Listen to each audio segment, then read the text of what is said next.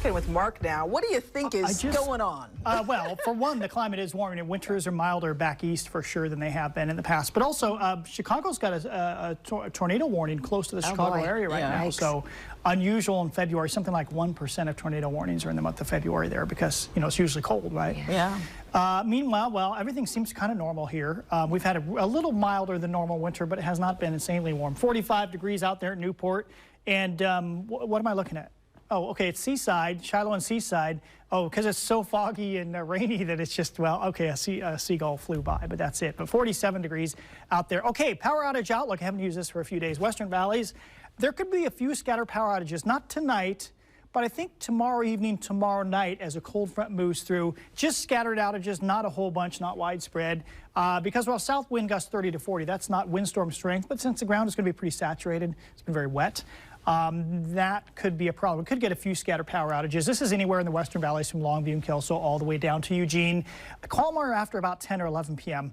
tomorrow night. So here's the setup. We have an approaching, well, warm front went through earlier today. There's a cold front back here, which is the leading edge of this, see this speckly looking cloud cover?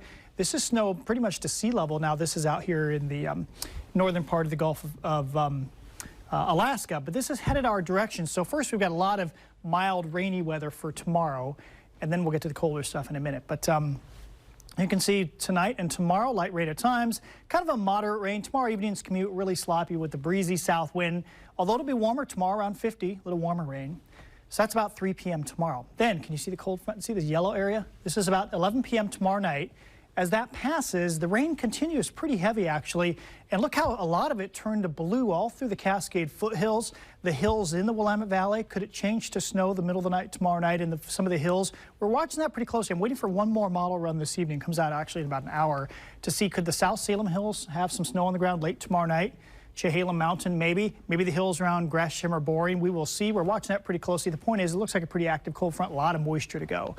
And then after that, we're back to the old showers, sun breaks, maybe a thunder shower, maybe hail, maybe some snow showers mixed in, just like we had yesterday. That looks like the story Thursday and beyond. As for rain, not so much through tomorrow, half an inch, but then maybe 1.5 inches to 2 inches by the time we get to Thursday and Thursday afternoon, and more along the coastline. A lot of this will fall as snow, of course, up in the Cascades.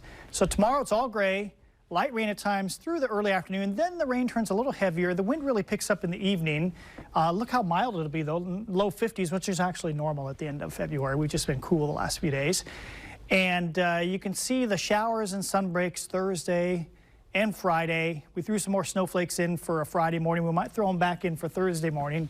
Again, just temperatures back in the 40s for highs and overnight lows, generally staying above freezing, but cold enough that we could see snow stick on the hills again. So we'll be tracking that pretty closely. We'll talk more about the Cascade snow on the way as well at the bottom half of the hour.